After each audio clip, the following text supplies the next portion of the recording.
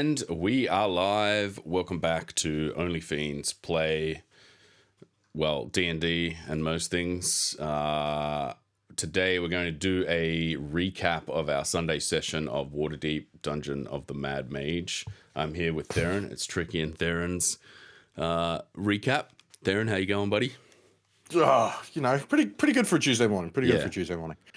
It's good. That's good to hear. Tuesday morning, currently 11 a.m. We will do these probably at this time every Tuesday, a recap of the Sunday session, and then I'll probably upload these on a Saturday so people can catch up on a Saturday before the Sunday session. That's smart. So if you are with us live here today on Twitch, we're at it's Twitch TV / OnlyFiends _ DND. Twitch TV at OnlyFiends _ DND. Yeah, that's us. Yep. And then on YouTube, you can find us on at OnlyFiends DND. Just look us up. You can re-watch the episodes, and you can also watch any other content like this that we'll put up there. So yeah. But today we're going to do a recap on episode 68 and 69, dude. Are we up to 69? Yeah, we're already up to 69, so we just did that on Sunday. We've been playing for a long time, and it's been like a year and a half. It's fun. Hasn't it? It's fun. There are some good bits where I'm like, man, I wish the audience saw this, and there are some bits where I'm like, you know what? Kind of glad that we, those 4 sessions where we kind of did nothing, nobody ever saw. There has been some filler episodes. So today we're episode 68, where we did go live on our first stream. How did you feel about the stream starting? I mean, not terrible. I reckon we definitely could have been significantly worse, knowing us. Yeah, I mean, we've got such a fun rapport. Like I've been mainly the spearhead of wanting to live stream these for a while, like probably about a year. Mainly because like our rapport as a group is super fun, and I wanted to put that out 100%. Into the world and do that. And it's fun because D&D can kind of go any which way, and it's very difficult like in a setting like this where you are live playing through Discord. I'm sure a lot of other people are going through this kind of thing like post-COVID, through COVID, but like there's a kind of balance between what the game is. Very early on, there was a lot of like scenes on Roll20.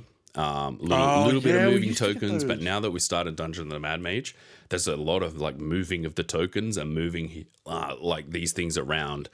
For us, it's fine, but I was worried about how that would kind of go out into the world of like, is this fun for people to watch where we just kind of move around? So it's good to start at a point where we're kind of settled in one location and can then now build a basis for the rest of the game and the story. Yeah, no, definitely. I feel like we should probably get some handouts as well of like scenes we're in, like just tavern scenes and stuff, still images. Yeah, for sure. It's tough. Might be a good idea. Like 100%. Oh, I do not envy Snet's position. Yeah, 100%. It's super hard. Like I'm happy. Like I think I said it in the first episode. Like I'm happy to do like all the presentation and audio and the visual stuff. I'm like that. Like I'm cool. I always say who would be a DM, man, because that's a tough job. But it's a lot of fun. It's a lot of fun, yeah. It's also like she has to change her style as well for this, and I'm sure she's kind of going through that change as well, which bringing that to a live audience is just a totally different thing. And it's interesting because we're at a stage in the dungeon where we're kind of going in multiple different directions. We're just doing all these different things. We had a little situation on Sunday where we're like, hang on, what are we doing again? Like there's like 8 different things we're doing. We've got to actually dip into the notes. So we'll talk briefly about that a little bit later.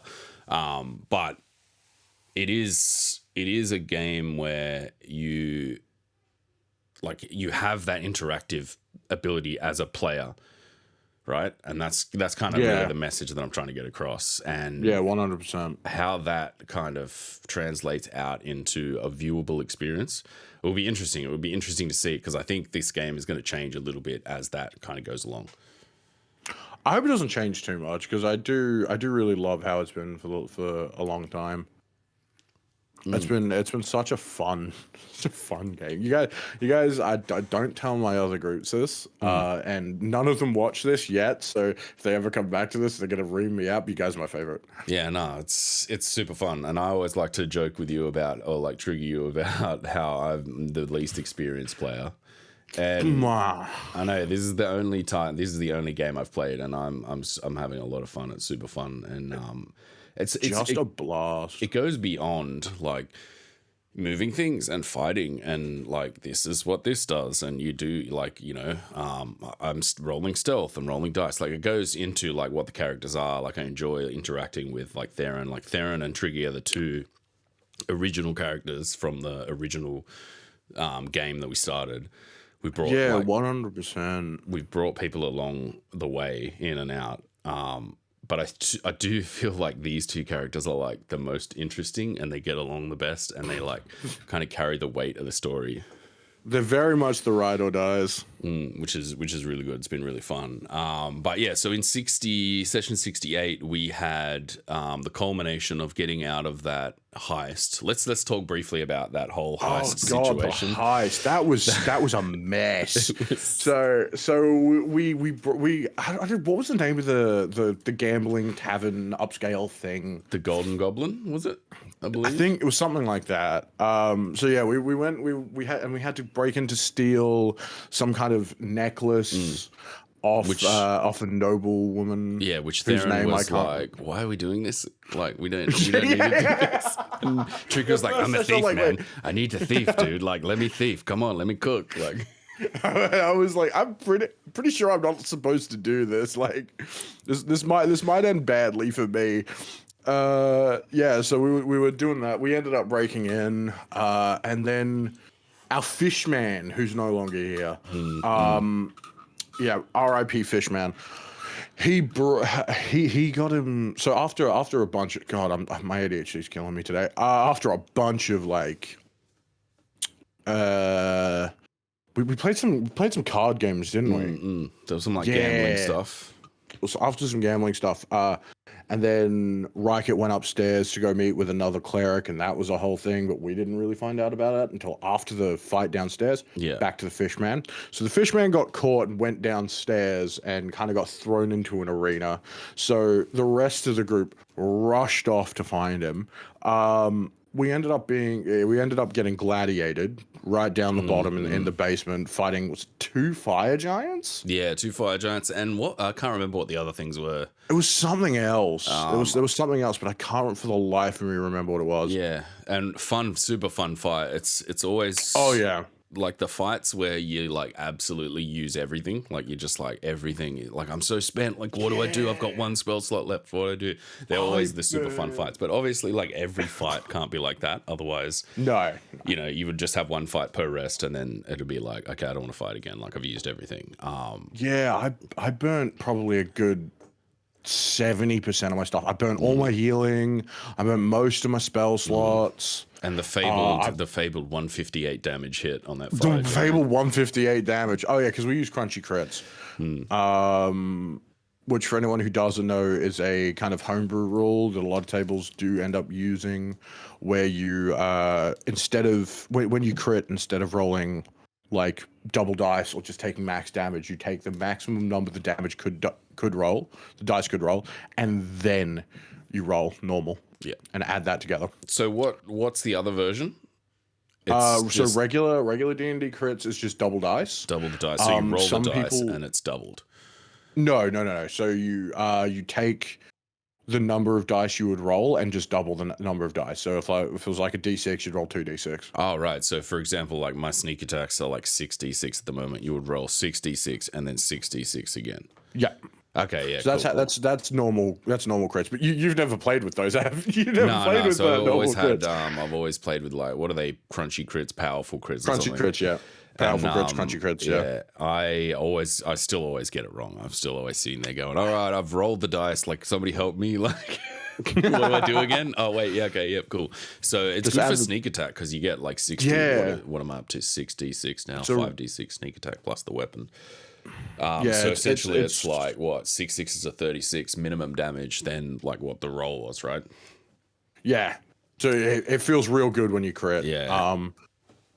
So that's essentially So, yeah, how you ended up dealing 158 Oh. damage. What I'll do actually is I'll probably pull out giant. the that whole scene and see if I can frame it as some sort of content to put out, because I've still got the video of that, which is good. Yeah, huge.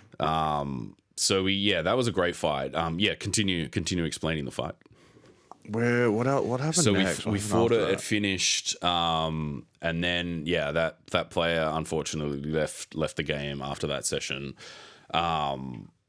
and I think like we were gonna die for sure. Like it was like you guys are gonna die. I think like there's always I'm sitting there always being like no we could do it, come on, let's do it, go down fighting, always go down fighting. But then I think that other fire giant, and then there's another NPC in there that has a backstory, Yagura, that's kind of tied to your character. You want to tell a quick story about that? So I'm pretty sure Yagura's actually an NPC from the official game, but Sinet's reworked it. So because Theron's backstory is he's the bastard son of a Baldur's Gate noble. This was before Baldur's Gate 3 was released. We've been playing this for a very long time. So bastard son of a Baldur's Gate noble, and then I believe Sinet reworked Yagura's backstory to be Theron's half sister. Yeah, if I'm not mistaken. Yeah, which is a lot of fun. There's I'm good. It's good to have kind of those characters that link into your backstory in games. Otherwise, you've got really no ties to modules and stuff, unlike homebrew games. But so that's done a really great job of that, which has kept the game really lively. Yeah, and I think because that other player had already played the module as well, and like she's kind of had to do that to keep it interesting. Otherwise, that person is just playing through the same content. I mean, like for me, like obviously again, I've never played other things. Like for me, I think I could challenge myself to not remember what the content is. Like for example, if I went and did this again, like I would be able to kind of like shut myself off and go, oh, okay, like this is how this has happened. And I think it's part of D&D where you go, like any D&D game can go any which way. Like it's not like a single straight line. Yeah, I've noticed that there's a lot of games that just kind of you start out with a module and then just things get homebrewy really quickly, just because your players will go and do something that is absolutely not designed in the module. Yeah, and that's part of the fun though, right? Like doing something 100%. That's super out of the box, and you go like, wow, like you guys solved that way. That's pretty cool. Yeah, no, 100%. It makes for a way more interesting game. Which I think then you get these set pieces here where it was like, I think that was like a moving the story along battle, a fun, really fun battle. But then after that, we essentially had to negotiate with the other fire giant who was like, you just killed my brother. Like, you're either going to die or like walk out of here right now, sort of thing. And we were like, all right. Okay, man, we're going. Like, yeah, I was on like 3 hit points. Yeah, I mean, multiple people had gone down.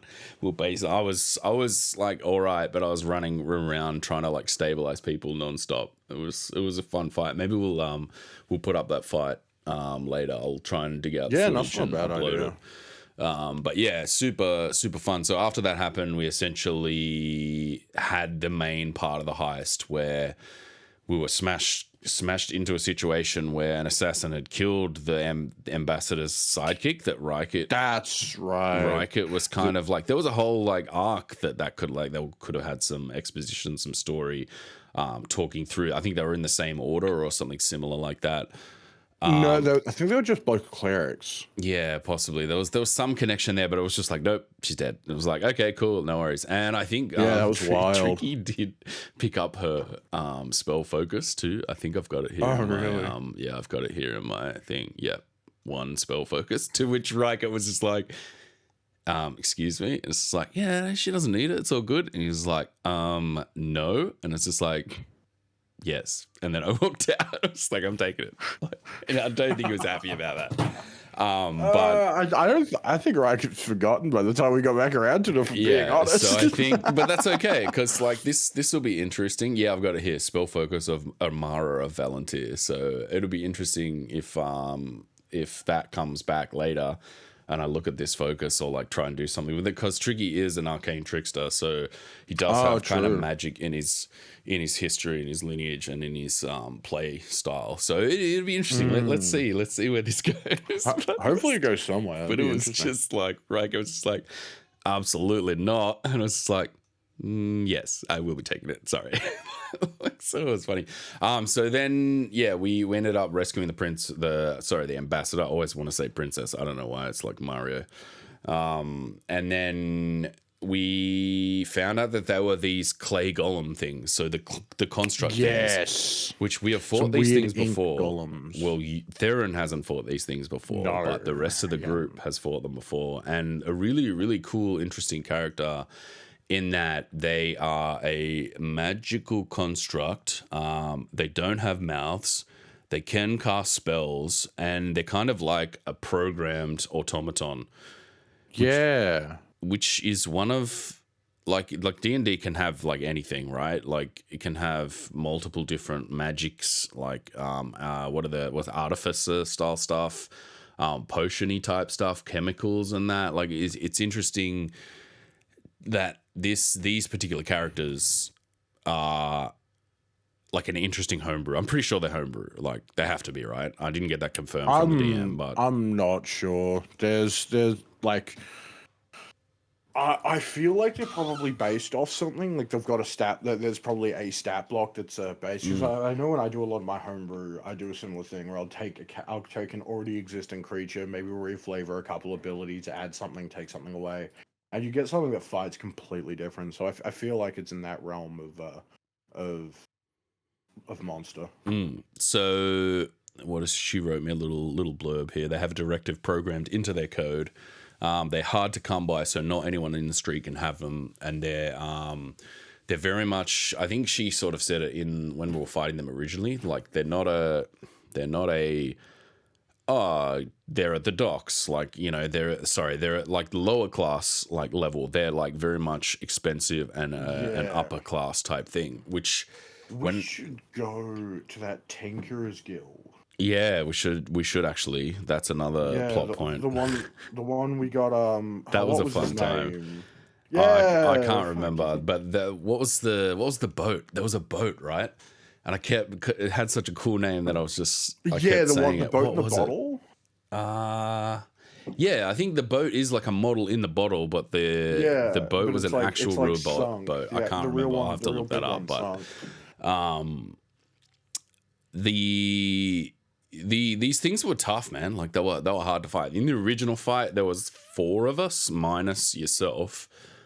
So it wasn't too bad, but they were casting some pretty high level spells, like, and it was pretty gnarly. So there was one of these plus the ambassador, and we took both of them out of the casino. Basically, we were just like, right, we have the necklaces off the assassin. We have both of the ambassadors. Like one is definitely one of these doppelganger construct things. So we just basically whisked them out of the casino and just like, yep, get them out of here. Let's deal with this later.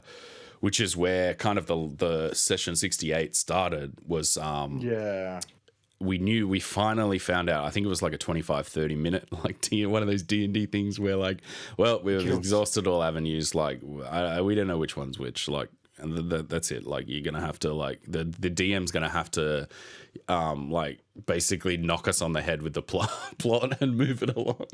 I think we did not terribly in trying to investigate. I think like we just rolled really badly. It was like a lot of like, I am checking for this. Fucking terribly. 4. Oh damn! Like you don't know anything about this. Well, I'm gonna check for this, and that's a nat 2. I definitely heard Sinette's voice like kind of drop when we started rolling those real no numbers. Yeah. It was like, fuck, would you just roll like even half decent so we can move the plot along, please? So what do you do as a DM in those situations?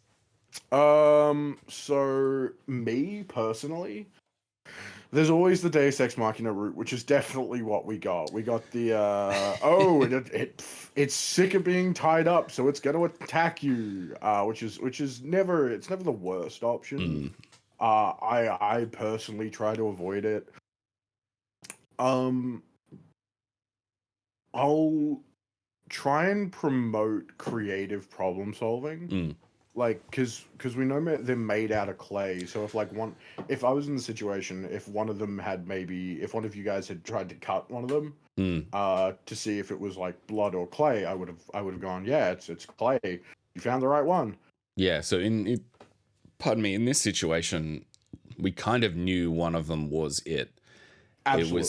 It was all of these investigation checks to find out which one was which, and we failed a lot of them, and we did. It was just like, all right, here's the right one. It's interesting, right? Because like sometimes you want your players to find out these things in a creative way. Sometimes like they'll just step all over the top of an intricate thing, and it's just like, boom! I've just basically solved this instantly.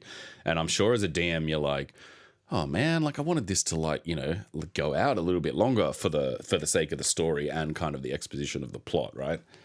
And in this situation, the session 68 started with basically a fight where we could fight this thing again. You hadn't fought it. Yeah.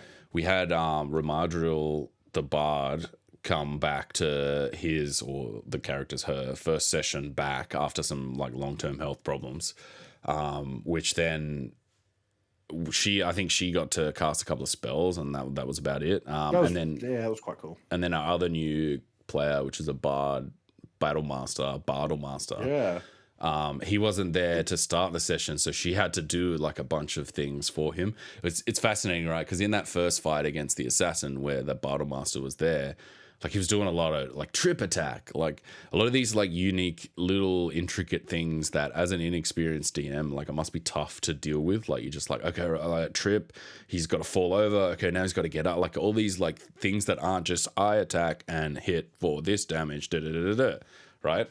So I'm interested to see how this new like meta of intricate things like trip attacks, like the fighter style, is gonna like play out, right?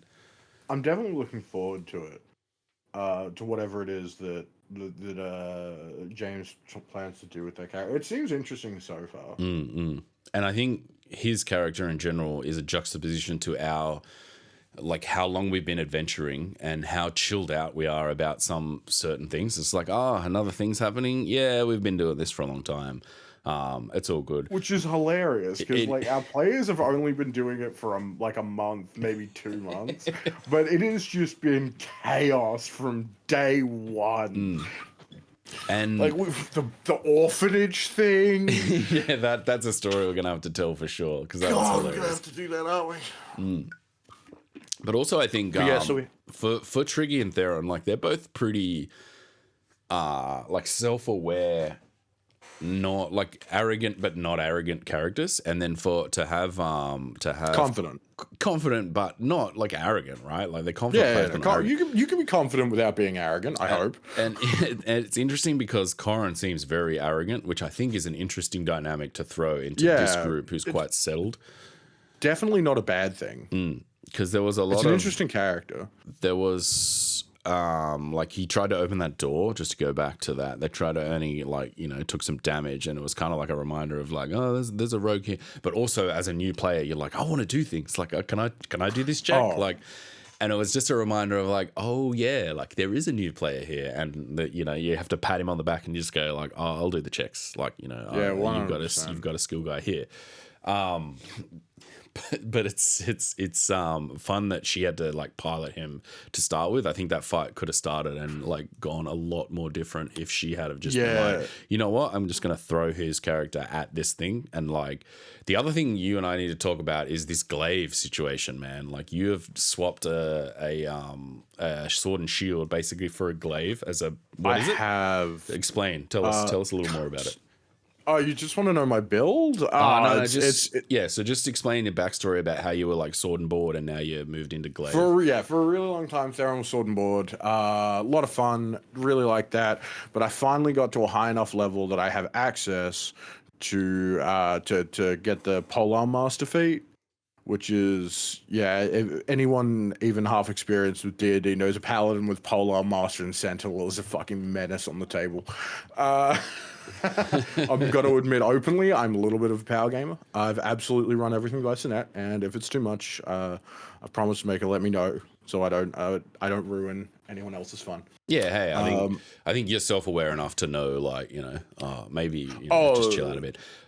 Yeah, there was definitely a period in my D&D career where I was a bit of I'll trip up the DM with this wacky combo, and then I was like, then I had the DM. This was very early on. This is like 2014, 2015, like right when it kind of started, when D&D, really like started probably like off. 2 years after D&D 5e came out, and I was like, and I had a DM come up to me and go, "Hey man, I know you like power gaming, but I'd appreciate it if you could at least let me know what your character is going to do, so that if I think it's being disruptive or it's too much, or we need to tweak things because you're ruining other players' fun, we can have that conversation in a more like healthy way." And I was like, "Oh, you know what? That's really fair." Which so that helped me grow a lot as a player. Think like putting that through passing that through the sphere of Theron, right? I think it suits him a lot, right? Because he's an unassuming character.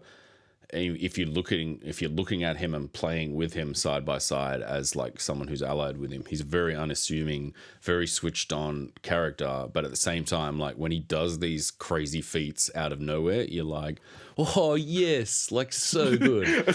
It's like, oh, that's right, he can do things. Yeah, like not just like do things, like he can rip off 150 damage that makes you just go, oh my god, Theron, like that was unbelievable, dude, like awesome. Which I think like it contributes to the mysticism and the allure around the character too, right? Because he's not 100%. He's not like an arrogant person who's just ripping off that damage all the time. So I think like in terms of a power gaming type thing, it kind of suits his character and the game at the same time. Yeah, I tried to also balance it out a little bit. Like I try not to absolutely try and go for those stupidly high crit attacks every round. I don't try and burn through all my spell slots to just end combat as quickly as possible. I play Theron probably more strategically than I should. And I definitely do want to play him as quite unassuming. Like he looks big and scary. You get to know him, you don't think that much of him, and then he goes and does something like that. You're like, oh, yeah, that's right. Yeah, it's good because like Tricky as a character is like, well, I wouldn't say arrogant, but very, very confident and self-assured through his upbringing.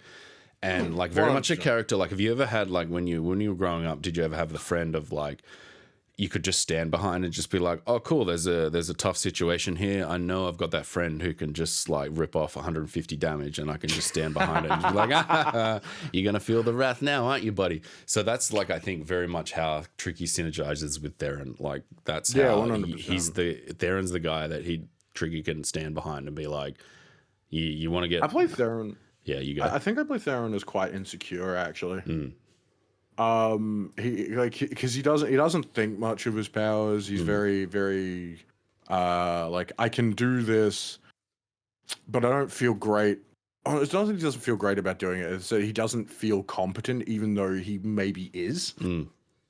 Or the consequences of what he's doing.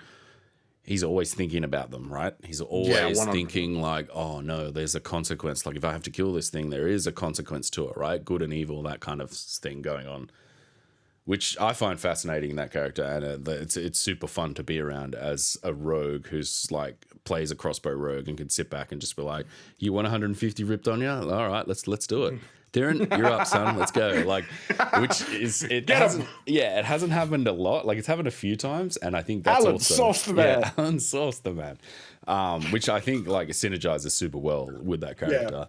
But yeah, so you have now taken Glaive, a Glaive, which is a Polearm Master, which totally fucks the whole way that I get sneak attack damage now, because you're no longer sword and board up in the face.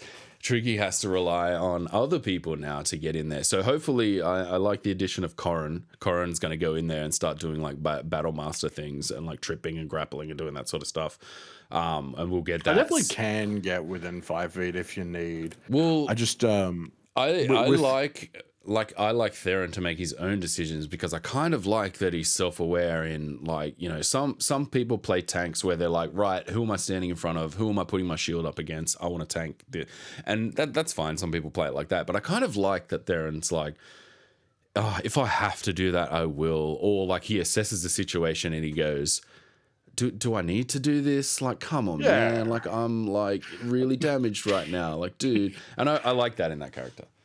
I think there's one of the other things Theron plays more of a dodge tank or an AC tank rather than a health tank. He's not a barbarian. He doesn't have stupidly high con. So his job's more to not get hit but be the target rather than get hit. And with the being able to hit from 10 feet away, and because the combination of Sentinel and Polearm Master allows me to stop people if they get into my range. So if someone moves up towards me, I get to make an opportunity attack with my glaive. Yeah. Which has been huge on multiple occasions. Yeah, but then with Sentinel, they can't actually move any closer, so I can prevent a lot of damage with that.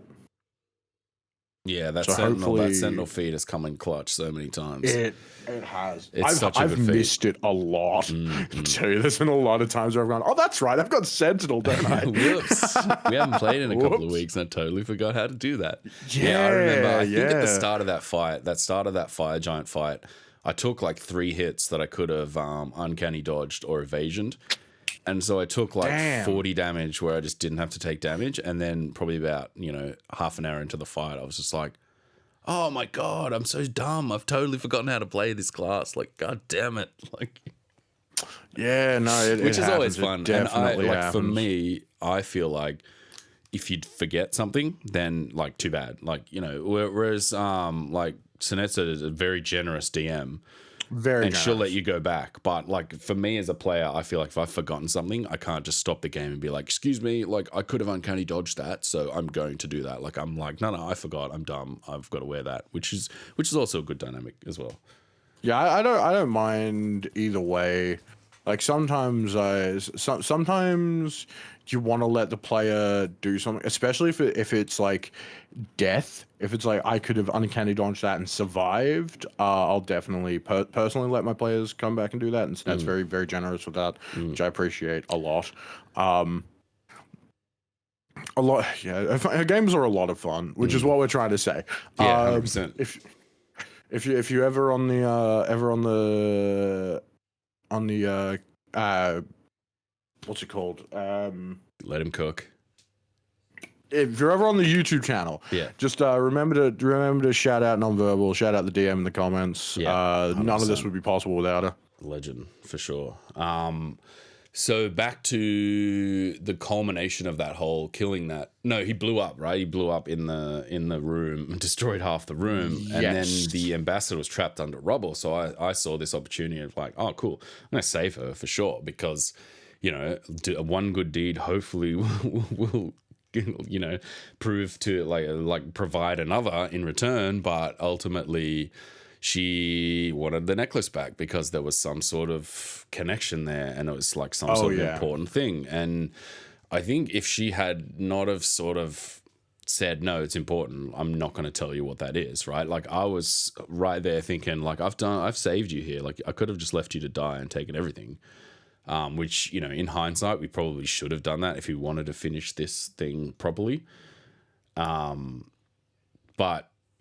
I tried to kind of coax that out of her. She didn't want it, and which made me sort of think like, oh, like, all right, this is something super important. So I went for that whole person, and I was saying to you before we went live, like I was reading through the spell, and I don't know why, just in my mind, in like the multiple things that were going on, I was reading through the magical ambush trait and just thinking that I could do it. And I went, all right, whole person. And then as soon as I said it, I went, oh no, I need to like hide. Like I was just reading about it, and in my brain, I thought I was doing it. And I was just like, God damn it. And then even like I flubbed, like I had to roll, and I rolled a 20, and I was just like, oh cool, that's, and then it was like, no, they roll. And I was just like, oh my God, one of those D&D moments where you just cringe thinking about it. Like, oh no, what have I done? It happens. It happens even to the it happens even to the best of us. Like I was playing a wizard the other day, in a different game, with a couple of friends of mine, and I completely forgot that I had access to because I'm playing Chronology Wizard, so Yeah, that's you know right. Rayla from the one. Yeah, Yeah. so I actually have been playing her in a campaign now, and I completely forgot about the Chronology ability, and so my friend died because I didn't, because I could have. He rolled a nat 1 on his death saving throw, and I could have completely like changed that outcome. Yeah. So it happens like even to the best of us. We get some. You just forget, right? You're just sitting there. You and just it's forget, like, yeah, for real. So yeah, that happened, and then that failed, and she like, and also like, I really wanted to use that for the first time, like in the right way, magical ambush, and like make them roll at disadvantage and like use it properly. So as a player, like you want to always use your abilities in an optimized way. And I was just like, damn it. She countered that by tying me up, and that's which was quite funny for sure. And it's funny because it's a situation that's happened to Tricky before in the game, and it's almost like I play that off. Like in the moment, you're just like, God damn it, like I flubbed that, and that's annoying. But I played it off as just like, yeah, nah, fair. You know, I deserve that. You know, that's fair. That one's on me, Chief. Yeah, and then she ended up taking the necklace. But we do have like one extra fake one, so we're gonna have to like resolve that whole storyline with the fake necklace. Which that'll come in the next couple of sessions, which will be very interesting. The other thing too was you had an interesting conversation with the Stone of Galore. I did. I've had several conversations with that damn rock. That's another thing. I don't know if you want to, just go on a little story time about the Stone of Galore. Okay, so listen, when we found the Stone of Galore, we gave it to a player who's no longer with us, Tricky, whose character Timely. It's okay. I'm Tricky. It's still happening. It's still happening. Don't worry. We're not even in the set. We're not even in the same setting, and it's still happening. He's been dead. The character's been dead for like 6 months real time, and I'm still making. Oh, that's impressive. That is impressive. So yeah, we had Timely had the Steve Galore first, and then I think it wanted something that Timely wouldn't give it. And then he kind of passed it off onto me. And then I got, and I started just chatting with it because I refused to give it knowledge. I was just like, you know what, I'm going to give you knowledge by just having a conversation. And now it's just ended up being this kind of NPC sitting in my head that's very, very insecure. And it's a bit of an asshole, if we're being honest. Look, it has its own kind of motivations and plotline. I do like having the stone around. So the stone offered me an accord. It said, in exchange for a one-time favor, I'll give you a one-time favor where I don't harm or kill any of my companions in any way. There was something else. There was another stipulation. And I don't give the stone away. Those are my two stipulations for the Stone of Galore. It was I don't give the stone away, so it stays in my possession, and I don't harm or kill any of my friends or family. It can ask for a one-time favor. In exchange, I get a single cast of the spell Modify Memory, which is going to be big. Very big. And quite useful. Big in a sense of, like, you using it is big, right? Yeah, like it's both. Yeah, meanings. it's gonna come in very clutch. Yeah, at some point. And I think there's gonna be a price, right? Like, the price is a favor to the stone, which I'm definitely not the most. I'm not I'm not keen for, if we're being honest. Yeah, it's interesting because in your you do have one level of warlock, so there is a kind of there's a warlocky thing.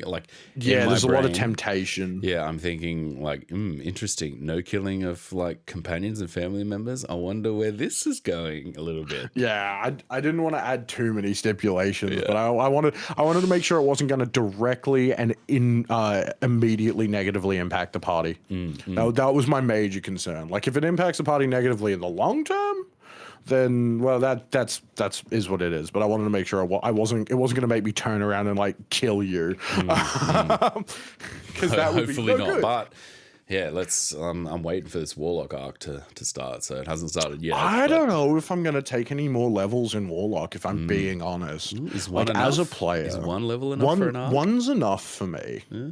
I could definitely do an arc.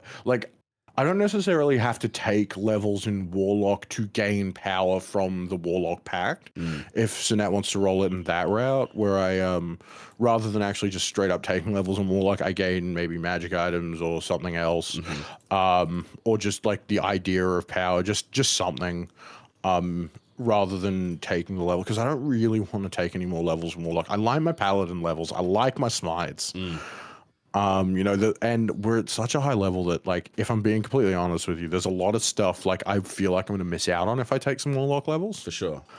That's always the trade-off, right? In multi-class. Yeah, 100%. And my 30-foot aura is coming up real soon. Yeah, wow. I think it's next level or the level after I get the aura becomes 30 feet, which is just huge. That's 5 feet those at the moment, right? 10. 10, yeah. It's 10. Those saves are huge. Yeah, that +5 to saving throws really, really helps. It's huge. It's come in clutch quite a few times, and pushing that out to 30 feet would probably benefit Tricky quite a bit. Yeah, 100%. Because as a ranged character, having those saves, but then again, he does hide a lot. But it's also good for peripheral characters like Riket and stuff like that, who will also benefit with stuff like that.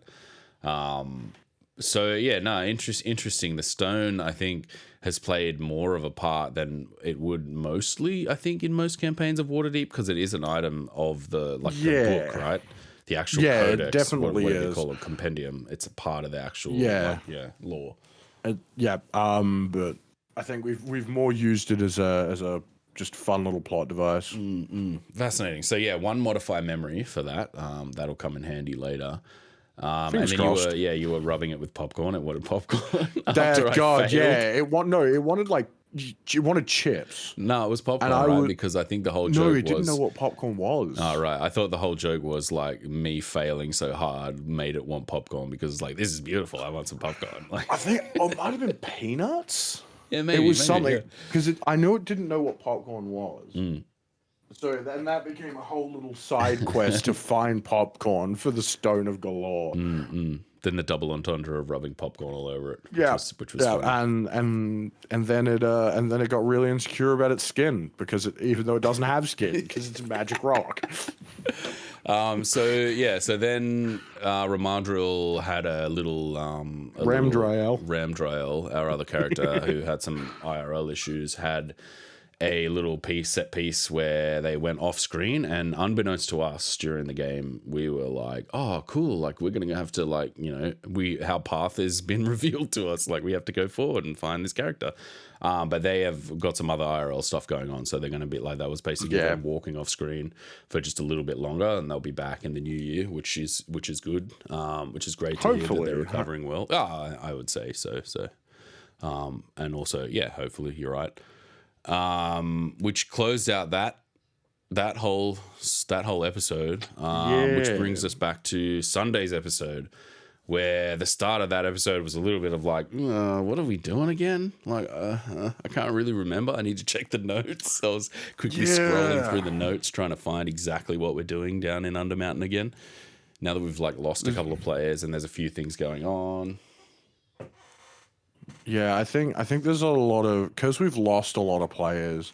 It's definitely made it's definitely kind of put a stop to the narrative. There's been a lot of like, because between searching for new players and trying to introduce them and trying to figure out what we're going to do from there's been a lot of issues with trying to just restart the narrative, which I think Sinet's doing a really good job of giving us some plot hooks to really bite into and get the ball rolling again. So I'm looking forward to see where that goes.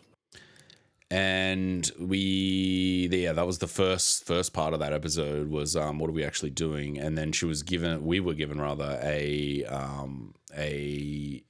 instant kind of, you're going here now through Reichert's backstory. There's a character in his backstory that he's kind of been looking at. We've sort of found him a couple of times, or found them a couple of times, and it was interesting because we said during the session there was one time where basically we were all agreeing that the next time we see this person, they're dead, basically. And even Riker was like, yeah, definitely. And then they popped up again and we were all like drawing weapons, like, we're taking this guy out. And Riker had to be like, no, stop. Like, no, we're not taking him out. And we're like, what do you mean? We're going to take him out. And he's like, no. He's actually one of the good guys. Like, he's helping us. And we were like, skeptical face. I remember what happened the last time someone we cared about tried to turn into a lich. Yeah. So that's, spoiler alert, that's also in that kind of backstory arc, which interestingly enough, that whole lich backstory, like just as a type of backstory, is that's a long and drawn out backstory, right?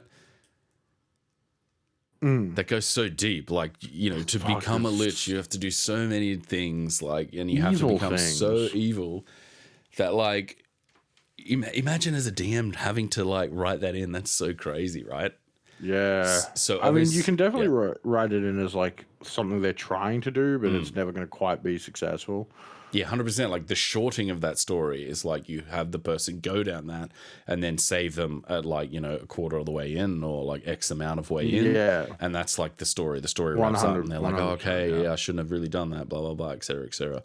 Which was interesting because we had a character in our party that was part of their backstory, and that was kind of what they were going to do, which I think in general, it's an interesting backstory for a player character in your group.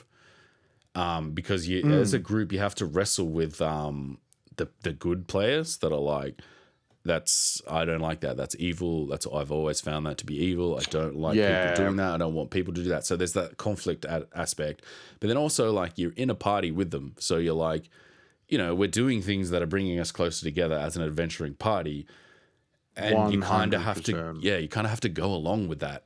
And also, like, Tricky being a little bit more of a chaotic type character was just like, no, he's this guy's a good bloke. Like, if he wants to do it, he can do it. Let him do it. Let him cook. So it's fascinating, right? It's fascinating that story is going to weave back in anyway, right, through an NPC rather than an actual character. And I'm looking forward to it. Yeah, I'm hoping to see if or where that goes.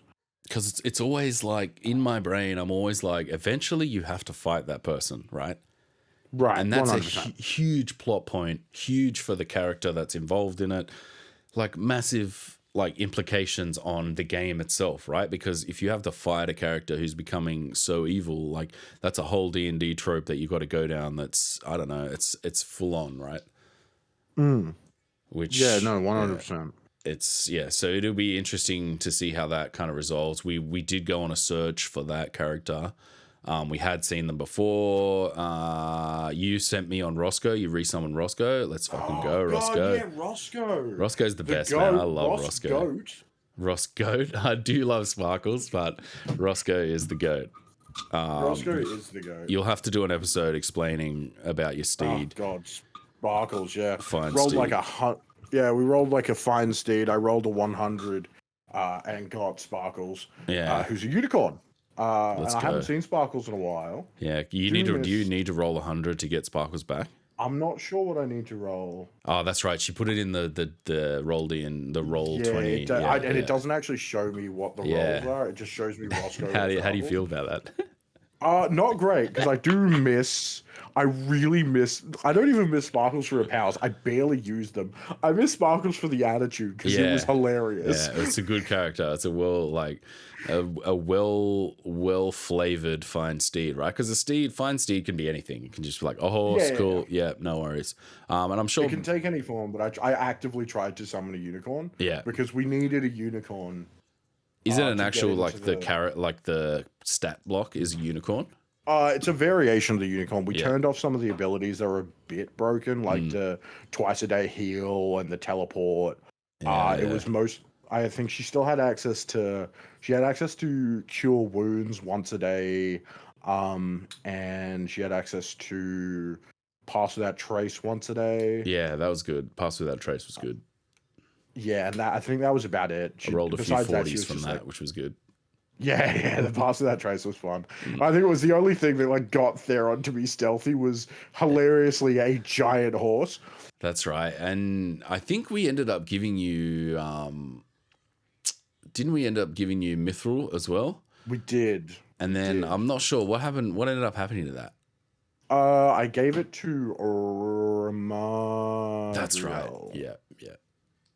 It doesn't have the strength requirements, and then I got +2 plate. Yeah, right. That's right. I remember now. Yeah.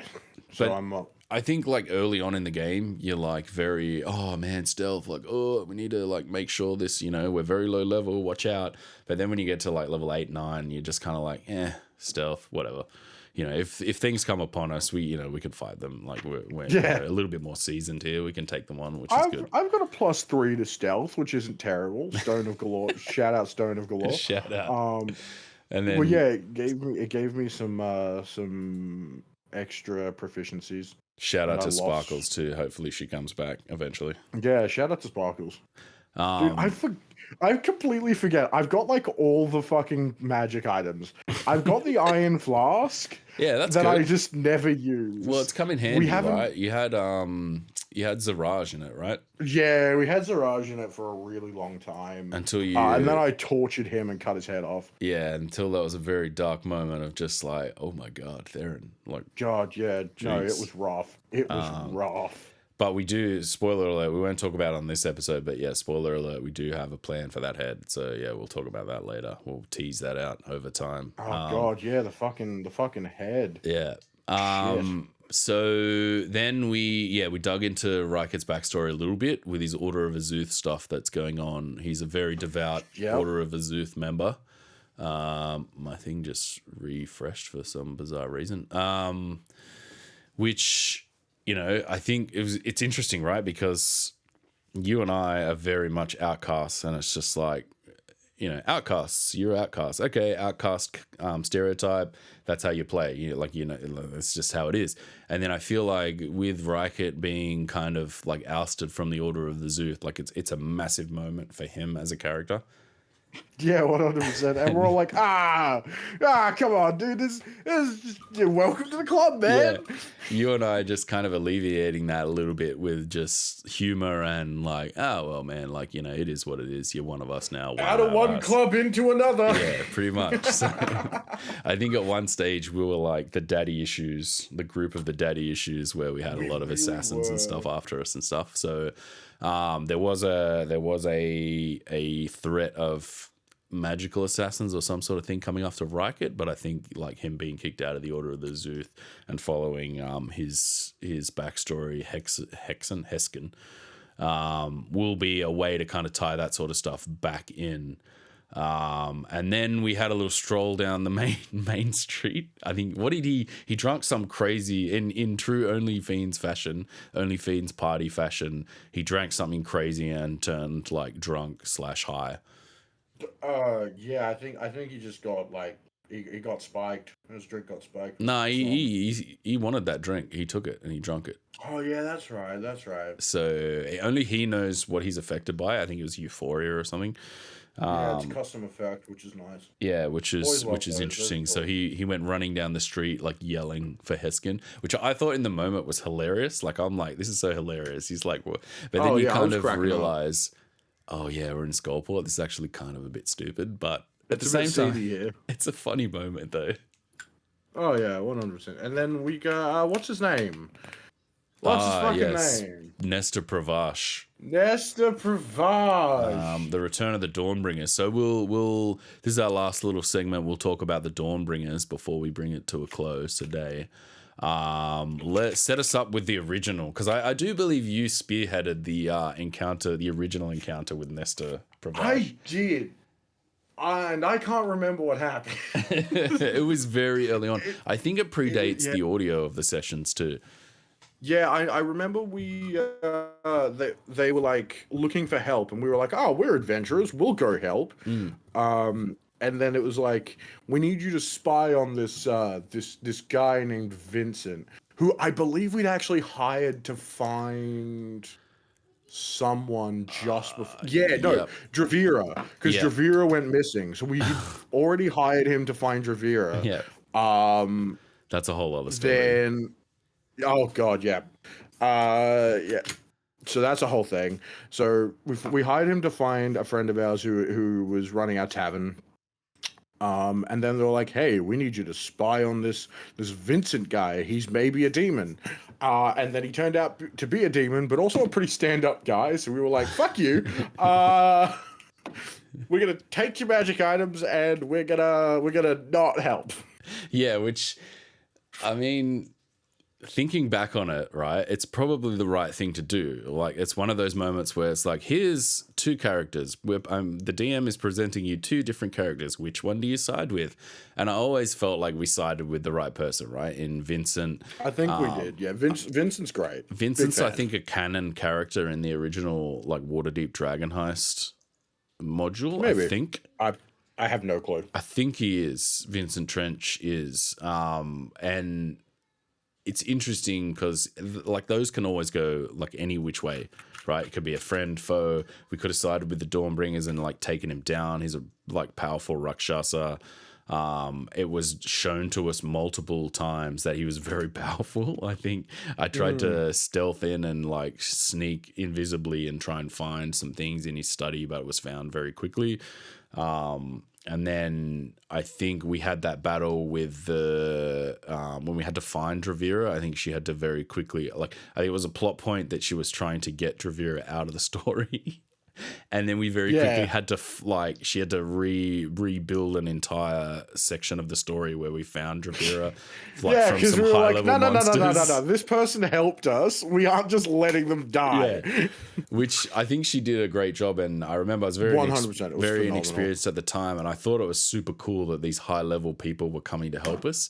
And I was like, that's so cool, bringing in like, you know, high level characters for some level 3 kids who basically are like, no, we're not letting this story go. We want to find this person. We have to this is what we're doing. And like, I thought she did a really good job, kind of phenomenal, working that through with us.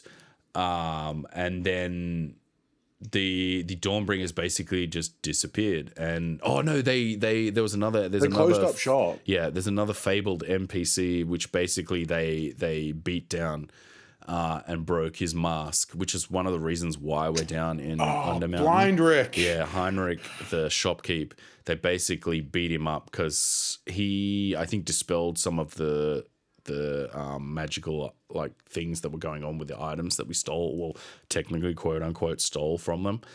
And because they had like an enchantment on them that I don't know what it was, but I just know that was the link in that they knew that was happening, and it was like he got beaten down for us. So we definitely owe Heinrich / Blindrick.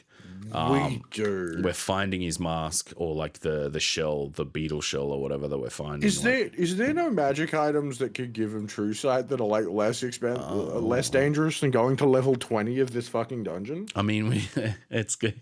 You know, we eventually have to reach level 20 at some stage. So we do. But like we're like getting almost murked on level 3.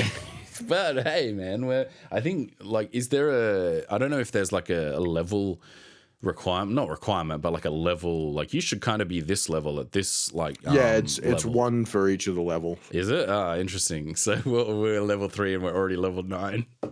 Yeah. But then again, which I definitely know is because Sinette's reworking some of the stuff for us because of just how much more power we do have with those higher levels, which I really appreciate, because if we were up against the fights that like the module would put at level 3, we just stomp. Yeah, and I mean, in some cases that's fun. Like, who doesn't love playing a high level Diablo character and just like killing everything and just being like, I just killed all that stuff. Like, that's sick. But at the same time, it probably would get a little bit boring very quickly. Yeah. So yeah, the Dawnbringers, we finally kind of met them. We came back around to Nesta, one of the main parts, like not even a low level person that kind of reintroduces that Dawnbringers back into it. It was the guy that we fucked over, basically. Yeah, literally. So we're going to, in the next episode, be up against that, which will be very interesting to start that.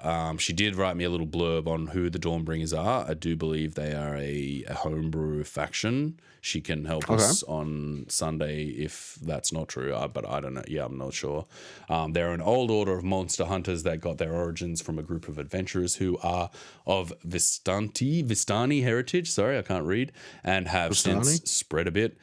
It's a really old order dedicated to the eradication of fiends and undead specifically. So that's good for us, isn't it? Because we're not fiends and undead. The only fiends. And we're again, well, okay, yeah, that's bad. They mainly hang around in towns that can't fend them for themselves, but have bases in bigger cities as well, but don't interfere, rather. And they just gather intel. If they do surface in a larger town, it's because of a specific reason. So I'm assuming that reason was originally Vincent and now is kind of us. Yeah, we've become the problem. Yeah. So yeah, looking forward to that at the start of the next episode. Yeah, that's gonna be a lot of fun. Definitely can't wait to see where that goes. But yeah, we've done an hour, so we'll wrap it up. Perfect. It's been good. Awesome. Good to talk about just D&D in general. I do like talking about D&D because there are definitely some things that cross over into real life and like that put your gaming skills to the test. You know what I mean? Like your problem solving skills, especially. It's and interacting, right? Like interacting, talking through things, discussing with people, like what's happening. I think some of our issues of like, oh, what are we doing again, are a little bit like alleviated from us working through the things in the game, which kind of helps, which is good. Yeah. But yeah, it's been a good hour. We'll definitely do these every week. Every Tuesday we'll recap the session. It'll be good to just do one session. I think this was a double, so it's like probably 40 minutes worth of content over two. Yeah, and a lot of waffling about older stuff because it's like, remember we did this thing last session? It's like, oh wait, context. Yeah, context. Here's 10 minutes of context on how that happened. But yeah, so thanks everyone for joining us. Just a reminder that the games are live. UK 9:30 a.m., US 3:30 a.m.